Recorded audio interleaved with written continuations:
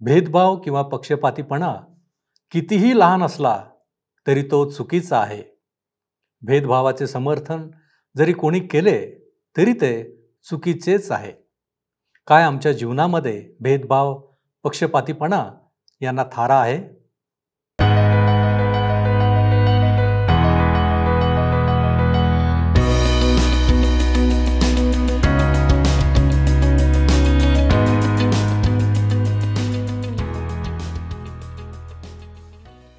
तारणाऱ्या प्रभू येशू ख्रिस्ताच्या सामर्थ्यवान नावात आपणा सर्वांस प्रेमपूर्वक सलाम. उपासना कार्यक्रमामध्ये आपले हार्दिक स्वागत. प्रियांनो, जगामध्ये वेगवेगळ्या संस्कृती आहेत, वेगवेगळे विश्वास आहेत. परंतु असे असले तरीही परमेश्वराकडे सर्वांसाठी समाधान आहे. आजच्या अध्ययनात आपण कर्नेल्य नावाच्या शताधिपतीची ओळख करून घेणार आहोत.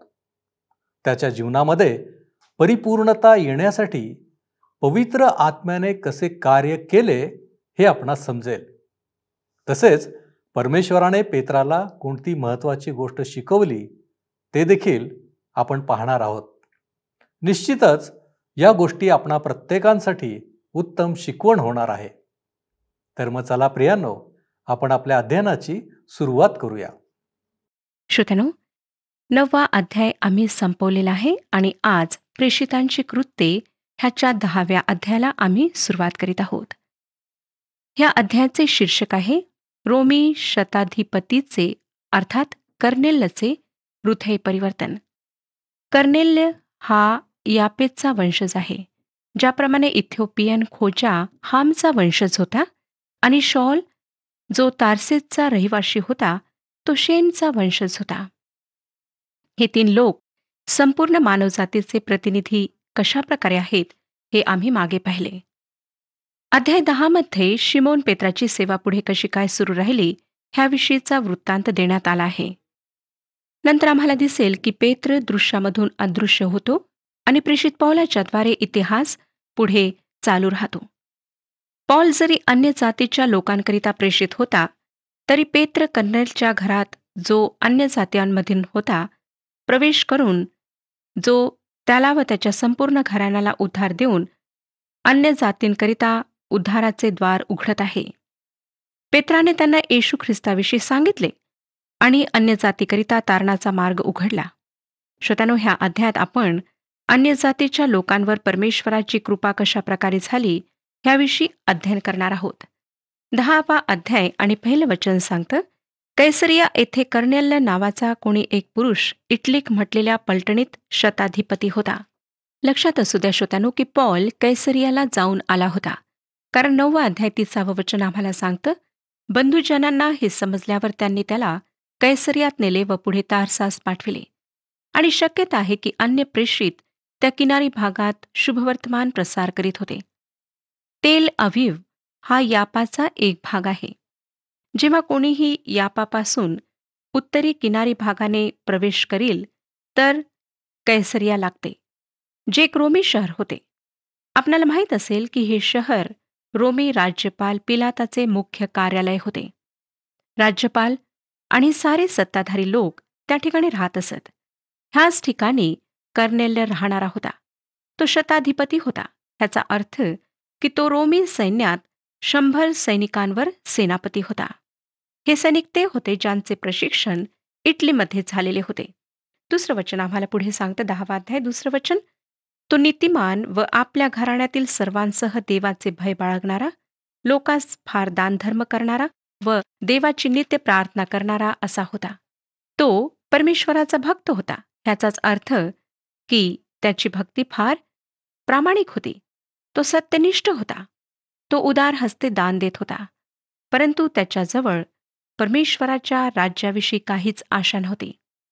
श्रोत्यानो, आज आमच्यामध्ये सुद्धा असे काही लोक आहेत जे धार्मिक कार्यांमध्ये फार पुढे आहेत. ते परमेश्वराचं भय मानणारे आहेत, परंतु त्यांच्याजवळ भविष्यासाठी काहीच आशा नाही, कारण त्यांना तारणाचा अनुभव प्राप्त झालेला नाही. आम्हाला दिसतं श्रोत्यानो की अन्य देवी देवतांची पूजा करणारे लोकसुद्धा फार भक्ती करणारे आणि श्रद्धा ठेवणारे असतात. पुष्कळदा आम्हाला दिसतं की आम्हाला सत्याची ओळख झालेली असताना सुद्धा, येशू ख्रिस्त जो तारणारा आहे त्याची ओळख झालेली असताना सुद्धा, तारण प्राप्त केलेले असताना सुद्धा आम्ही इतके श्रद्धा ठेवत नाही. आम्ही इतकी भक्ती करीत नाही. पुष्कळदा आमचं हे जीवन फार कमजोर असं राहतं.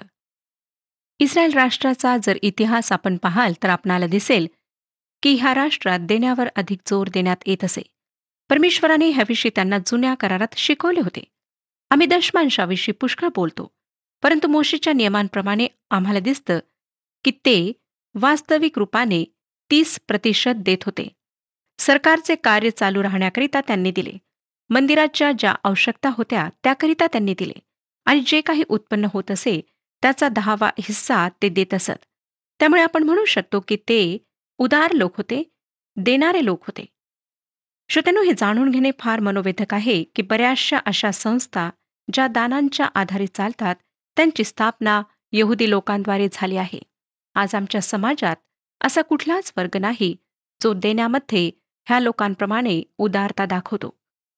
येशू ख्रिस्ताने त्या श्रीमंत सुभेदाराला जो त्याच्याकडे आला होता म्हटले, जे काही तुझ्याजवळ आहे ते विकून टाक, गरिबांना वाट आणि माझ्या मागे ये. त्याच्याजवळ जी संपत्ती होती ती परमेश्वराकडे येण्याच्या मार्गात बाधा बनली.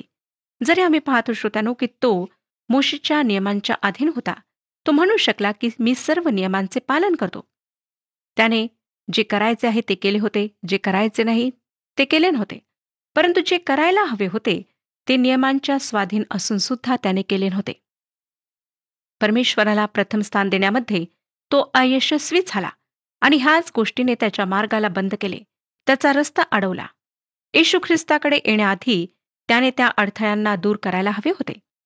आज अनेक लोक असे आहेत जे येशू ख्रिस्ताच्या आधी जीवनात काही ना काही समोर ठेवतात. संपत्ती नसेल, कदाचित व्यापार असेल, एखादे पाप असेल, एखादी सवय असेल किंवा एखादी प्रिय व्यक्ती असेल जी येशू ख्रिस्तापेक्षा अधिक त्यांना प्रिय वाटते. कर्नेल परमेश्वराजवळ नेहमी प्रार्थना करीत असे. त्याने आपल्या सर्व गरजा परमेश्वराजवळ नेल्यात. त्याला अधिक प्रकाशाची आवश्यकता होती आणि त्याला तो पाहिजे होता. बहुतेक करून त्याला प्रार्थनेविषयी अधिक माहिती नव्हती, परंतु त्याने प्रार्थना केली. 3रं वचन आम्हाला सांगतं, त्याने दिवसाच्या सुमारे 3ऱ्या प्रहरी दृष्टांतात असे स्पष्टपणे पाहिले की आपणाकडे देवाचा दूत येत असून कर्नेल्या अशी आपणास हाक मारित आहे. हा एक प्रतिष्ठित पुरुष होता, प्रभावशाली होता, रोमी सेनेत एक अधिकारी होता आणि त्याच्या घराण्यामध्ये समाजामध्ये त्याला अतिशय मान होता. या ठिकाणी आम्हाला दिसतं श्रोत्यांनो, तरी सुद्धा त्याचा परमेश्वराशी एक विशिष्ट संबंध आहे. तो प्रार्थना करीत आहे आणि त्यावेळेला त्याला एक हाक ऐकू येते. स्वतःचं नाव घेऊन मारलेली हाक त्याला ऐकू येते. तो एका अशा व्यक्तीचे उदाहरण आहे जो त्याच्याजवळ असलेल्या प्रकाशात राहत आहे, प्रकाशात जीवन व्यतीत करीत आहे. योहान शुभवर्तमान 1 अध्याय आणि 9व्या वचनामध्ये आम्हाला वाचायला मिळतं की नंतर जगातील प्रत्येकाला प्रकाश देण्यासाठी जो खरा प्रकाश आहे तो आला. हा सुभेदार येशू ख्रिस्ताला अजूनपर्यंत भेटला नव्हता. त्याच्या संगतीत येण्याचा प्रसंग त्याला लाभला नव्हता, परंतु तो प्रकाशामध्ये राहत होता जो त्याच्या स्वतःमध्ये होता. रोमकारास पत्र 1 अध्याय आणि 19 आणि 20 वचनांमध्ये पौल लिहितो, कारण देवाविषयीचे सत्य त्यांना स्वभावतःच माहीत असते. देवानेच ते त्यांच्या अंतःकरणात घातले आहे. ज्या अर्थी जगाच्या आरंभापासून माणसांनी पृथ्वी, आकाश व देवाने निर्माण केलेले सर्व काही पाहिले आहे आणि त्याचे अस्तित्व व महान सनातन सामर्थ्य यांचे ज्ञान त्यांना झालेले आहे, त्या अर्थी न्यायाच्या दिवशी ते देवासमोर उभे राहतील तेव्हा त्यांना कसलीच सबब राहणार नाही. त्या नेहमी विचारल्या जाणाऱ्या प्रश्नाकरिता हे परमेश्वराचे उत्तर आहे. तो प्रश्न काय आहे की एक भला मनुष्य ज्याला परमेश्वराला जाणून घेण्याची इच्छा आहे, परंतु जर त्याला संधी मिळत नाही तर काय तो हरवलेला आहे? ह्याचं उत्तर आहे श्रोत्यानो की परमेश्वर अशा व्यक्तीपर्यंत प्रकाश पोहोचवेल. परमेश्वर त्याला शुभवर्तमान ऐकण्याची संधी देईल. आता परमेश्वर कर्नेलपर्यंत सुद्धा शुभवर्तमान पोहोचवणार आहे, परंतु कसे? जे अडथळे आहेत ते अनुल्लंघनीय वाटतात. ह्यावेळी आणि प्रारंभीच्या 8 वर्षात मंडळीत फक्त यहुदी ख्रिस्ती लोक होते हे लक्षात घ्या. हे ख्रिस्ती यहुदी अजून सुद्धा मंदिरात जात असत. यहुदी विधी व रीती ह्यांचे पालन करीत असत. हे सर्व काही ते कृपेच्या छत्राखाली करू शकले कारण ते येशू ख्रिस्तावर भरोसा ठेवीत होते. नंतर शुभवर्तमान शमरोनमध्ये पसरले. येरुशलेमेतील यहुदी आश्चर्यचकित झालेत, परंतु ह्यात परमेश्वराचा हात आहे, उद्देश आहे, हे त्यांनी मात्र ओळखले. आता श्रोत्यानो, अन्य जातीच्या लोकांसाठी परमेश्वर कशाप्रकारे शुभवर्तमानाचे द्वार उघडणार हे आम्ही पाहणार आहोत. अन्य जातीच्या लोकांकरिता पॉल एक फार थोर आणि मोठ्या व्यक्तीला देवाने उपयोगात आणले. परमेश्वराने ह्यामध्ये स्वतः मार्गदर्शन केले. पवित्र आत्म्याच्या द्वारे तो सर्वांचे मार्गदर्शन करीत होता. त्याला अरबमध्ये वाळवंटात प्रशिक्षणाकरिता पाठविले. शिमोन पेत्र आहे ज्याला अन्य जात्यांमध्ये शुभवर्तमानाकरिता द्वार उघडायचे आहे. पेत्र सुद्धा एक कट्टर यहुदी होता.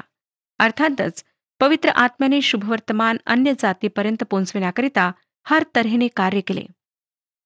माझ्या प्रिय श्रोत्यानो, प्रत्येक ते ख्रिस्ती कार्य जे परमेश्वराकरिता केल्या जाते त्याचा मार्गदर्शक पवित्र आत्मा असतो. बाकीचे सर्व कार्य असेच आहे, त्याला आम्ही पवित्र आत्म्याच्या मार्गदर्शनात केलेले कार्य म्हणू शकत नाही. अन्य जातीय लोकांच्या हृदयात पवित्र आत्म्याचे कार्य व्हायचे होते. यहुद्यांच्या हृदयात सुद्धा त्याला करायचे होते. अन्य जातीय लोकांच्या जगात शुभवर्तमान पोहोचवण्याचे कार्य पवित्र आत्म्याच्या मार्गदर्शनात होणार होते.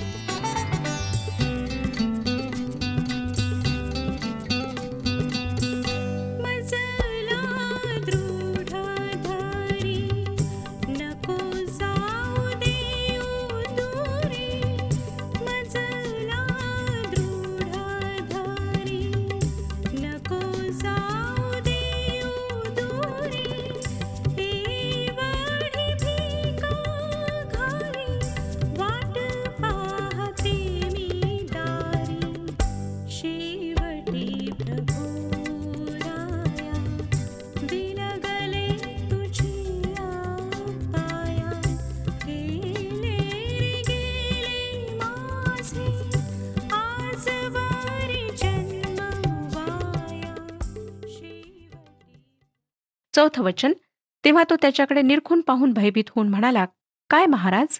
त्याने त्याला म्हटले, तुझ्या प्रार्थना व तुझे दानधर्म देवासमोर स्मरणार्थ आले आहेत. श्रोत्यानो, जरी तो न जाणता हे कार्य करीत होता, तरी देवाने त्याची दखल घेतली. पुढे 5, 6 आणि 7 वचने सांगतात, तर आता यापोस माणसे पाठव आणि शिमोन नावाच्या माणसाला बोलावून आण. त्याला पेत्रही म्हणतात. तो शिमोन नावाच्या कोणा एका कातडे कमावणाऱ्या चांभाराच्या येथे उतरला आहे. त्याचे घर समुद्राच्या किनाऱ्यास आहे. जो देवदूत त्याच्याबरोबर बोलत होता, तो निघून गेल्यानंतर त्याने आपल्या घरच्या 2 चाकरांना व आपल्या हुजरातीतल्या एका धार्मिक शिपायाला बोलावले. ह्या ठिकाणी आम्हाला दिसतं श्रोत्यानो, की परमेश्वराच्या दूताने कशा प्रकारे स्पष्ट मार्गदर्शन दिले. त्यांनी त्या व्यक्तीचे नाव सुद्धा सांगितले, त्याचा पत्ता सुद्धा सांगितला, हे सुद्धा सांगितले की तो कोणत्या ठिकाणी आहे. ह्या लोकांना त्या चांभाराचे घर शोधण्यास काहीच अडचण भासली नाही. जेव्हा ते मार्गात होते, तेव्हा शिमोन पेत्राला पूर्णपणे तयार करण्याचे कार्य सुद्धा परमेश्वर करीत होता, कारण त्याची स्वतःची तयारी होणे अत्यावश्यक होते.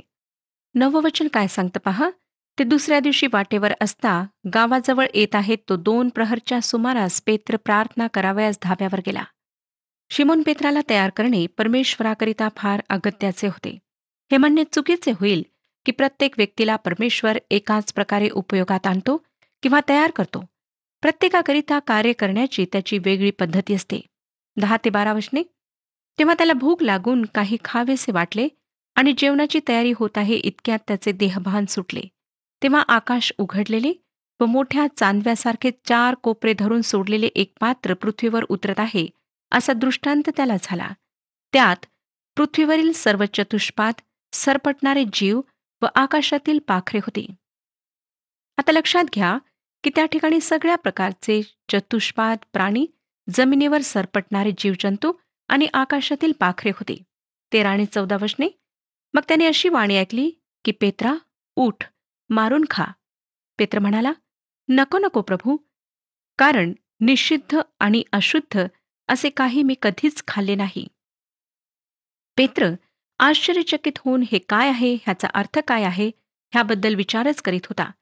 तर त्याला वाणी ऐकू आली. आता ही गोष्ट लक्षात घ्या श्रोत्यानो, की येथे एक असा पुरुष आहे जो पेंटिकॉस्टच्या दिवसांच्या उलट बाजूला आहे. तो कृपेच्या काळात राहत आहे, ज्यामध्ये मांस खाल्ले आणि नाही खाल्ले तरी काहीच फरक पडत नाही. तरीसुद्धा पेत्र अजूनपर्यंत मोशेच्या नियमांचे पालन करीत होता. त्याला चिकटून होता आणि ज्या अशुद्ध सांगण्यात आलेल्या गोष्टी होत्या त्यांना खाण्याकरिता तो मनाई करीत आहे. तो त्या बाबतीत मात्र प्रामाणिक आणि खरा आहे. प्रभू त्याला शिकवित आहे की तू मोशेच्या नियमांच्या अधीन नाहीस आणि सर्व काही खाण्याची स्वतंत्रता मी तुला दिलेली आहे. नंतर 15वं वचन वाचूया.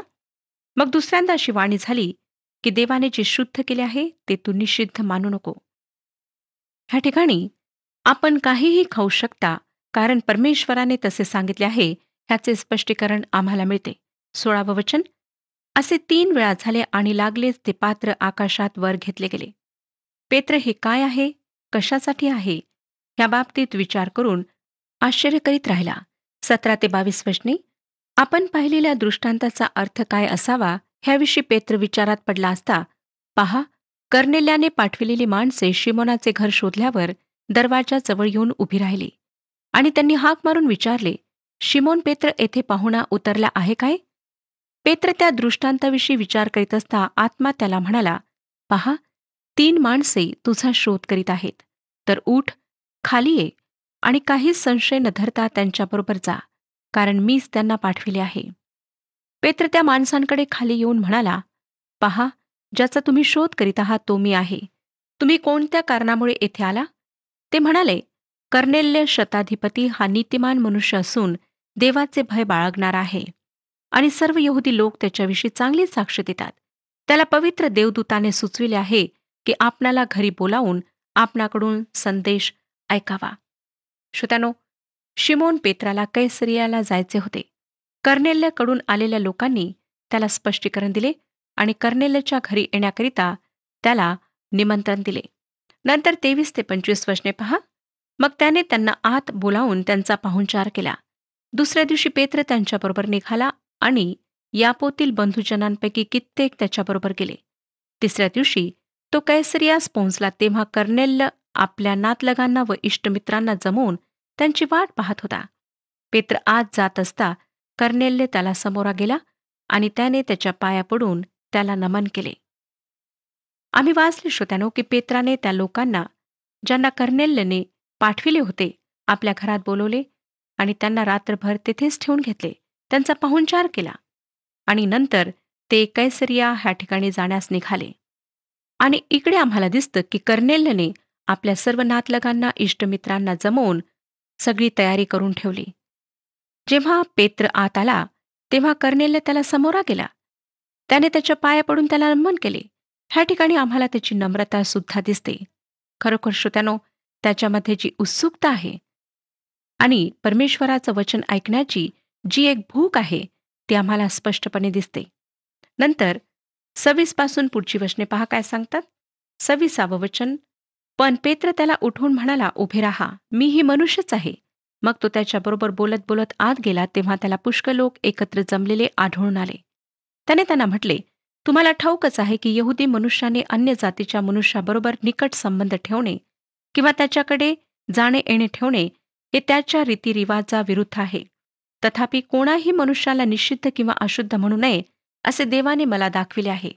म्हणून मला बोलवल्याबरोबर मी काकू न करिता आलो आहे. तर मी विचारतो, तुम्ही मला कशासाठी बोलावले? ह्या ठिकाणी लक्षात घ्या श्रोत्यानो की दोन्ही ठिकाणी कशा प्रकारे पवित्र आत्म्याने तयारी केली. हे लोक परमेश्वराचं वचन ऐकण्याकरिता अगदी तयार आहेत आणि पेत्राला सुद्धा परमेश्वराने तयार केले. तो आता प्रश्न विचारतो की तुम्ही मला कशासाठी बोलावले? 30 पासून 33 वचने पहा. तेव्हा कर्नेल्य म्हणाला, आज 4 दिवस झाले मी आपल्या घरी तिसऱ्या प्रहरी प्रार्थना करीत होतो. तेव्हा पहा, तेजस्वी वस्त्रे परिधान केलेला एक पुरुष मजपुढे उभा राहून म्हणाला, कर्नेल्या, तुझी प्रार्थना ऐकण्यात आली आहे आणि देवासमोर तुझ्या दानधर्माचे स्मरण करण्यात आले आहे. तर यापोस कोणाला पाठवून पेत्र म्हटलेला शिमोन ह्याला बोलावून आण. तो समुद्राच्या काठी कातडे कमावणाऱ्या शिमोन चांभाराच्या घरी पाहुणा आहे. म्हणून मी आपणाकडे माणसांना तत्काळ पाठविले. आपण आला हे बरे केले. तर आता प्रभूने जे काही आपणाला आज्ञापिले आहे ते ऐकावे म्हणून आम्ही सर्वजण येथे देवासमोर हजर आहोत. लक्षात घ्या श्रोत्यानो की कर्नेल्यने असे नाही म्हटले की आम्ही सगळे ह्या ठिकाणी बसून तुमची वाट पाहत आहोत आणि तयारीत बसलेले आहोत, परंतु तो म्हणतो की आम्ही सर्वजण येथे देवासमोर हजर आहोत. ह्या सर्व गोष्टींवरून कर्नेल्यचे चरित्र किती चांगले होते हे आम्हाला दिसून येते. नंतर 34 ते 36 वचने पहा. तेव्हा पेत्राने बोलण्यास आरंभ केला, देव पक्षपाती नाही हे मला पक्के ठाऊक आहे. तर प्रत्येक राष्ट्रात जो त्याची भीती बाळगतो व ज्याची कृत्ये नैतिक आहेत तो त्याला मान्य आहे. येशू ख्रिस्त तोच सर्वांचा प्रभू आहे. ह्याच्याद्वारे देवाने शांतीच्या सुवार्तेची घोषणा करीताना आपले जे वचन इस्रायलाच्या संततीस पाठविले ते हे. आणि आता पेत्र येशू ख्रिस्ताविषयी, त्याच्या पुनरुत्थानाविषयी आणि त्याच्याद्वारे कशा प्रकारे तारण आहे हे सांगण्यास सुरुवात करीत आहे. तो फार चांगल्या प्रकारे ह्याची भूमिका बांधत आहे. 37 पासून पुढची वचने वाचूया. योहानाने बप्तिस्म्याची घोषणा केल्यानंतर गालिलापासून आरंभ होऊन सर्व यहुद्यांमध्ये घडलेली गोष्ट तुम्हाला तर माहीतच आहे. नासुरी येशूला देवाने पवित्र आत्म्याचा व सामर्थ्याचा अभिषेक केला.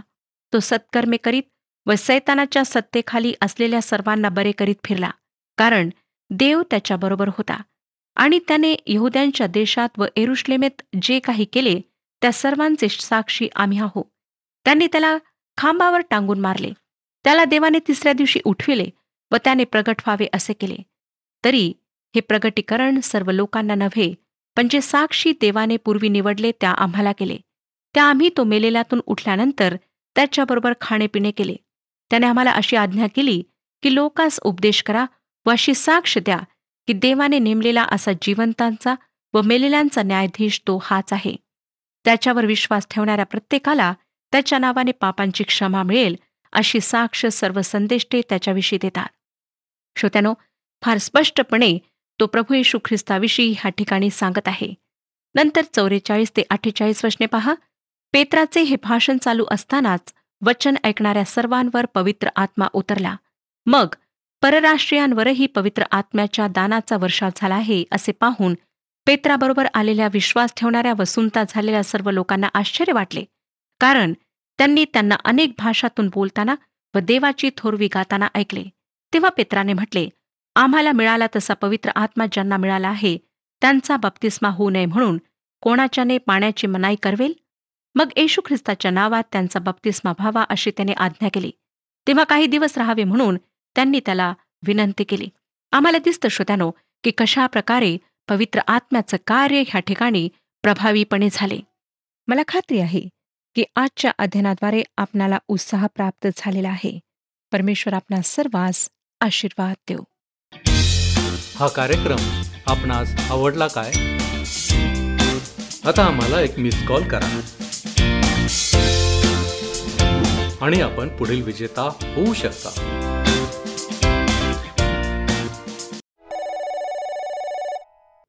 प्रियांनो, आजच्या अध्ययनातून आपण शिकलो आहोत की जगातील प्रत्येक व्यक्तीसाठी देवाच्या उत्तम योजना आहेत. पवित्र आत्मा आमच्या जीवनासाठी आवश्यक असलेल्या सर्व गोष्टींसाठी आमची तयारी करून घेतो. जसे की त्याने पेत्र आणि कर्नेल्य यांची तयारी करून घेतली आणि परमेश्वराने पेत्राच्या द्वारे परराष्ट्रीयांसाठी द्वार उघडले. आणि शेवटची महत्त्वाची गोष्ट म्हणजे परमेश्वर आमची धार्मिकता व नम्रता यांचा शोध घेणार आहे. अशी व्यक्ती त्याला आवडते. प्रियांनो, काय आपण नम्र आहोत? काय देवाचे मार्गदर्शन आम्ही स्वीकारतो की अव्हेरतो? यांची उत्तरे आपण आपल्या अंतःकरणाला विचारूया. आपण प्रार्थना करू. आमच्यावरती दया आणि कृपा करणारे आमच्या महान प्रेमळ परमेश्वरा, आम्ही तुझ्या चरणापाशी आलेलो आहोत. आज तुझ्या वचनांच्या द्वारे तू आज आम्हाला शिकवलेलं आहेस की आम्ही कोणत्याही प्रकारचा भेदभाव, पक्षपातीपणा करू नये, तर आम्ही योग्य गोष्टी आमच्या जीवनामध्ये कराव्या ज्या तुला मान्य आहेत. होय प्रभूजी, यासाठी आम्ही स्वतःला तुझ्या पवित्र हातामध्ये सोपवतो. तो आम्हा प्रत्येकाला तू स्पर्श कर, आम्हा प्रत्येकाला आशीर्वादित कर, की जेणेकरून प्रभूजी तुझं गौरव आमच्या जीवनाच्या द्वारे सातत्याने होत राहील. आणि प्रभूजी, या जीवनाच्या द्वारे तुझं गौरव होत असताना खऱ्या अर्थाने प्रभूजी तू आमच्याविषयी समाधानी असशील. यासाठी आम्ही स्वतःला तुझ्या हाती सोपवितो आणि या विनंत्या, मागण्या येशू ख्रिस्त आमचा प्रभू याच्या द्वारे करतो म्हणून तू ऐक. आमेन. आपला प्रभू येशू ख्रिस्त याची कृपा तुमच्या आत्म्याबरोबर असो.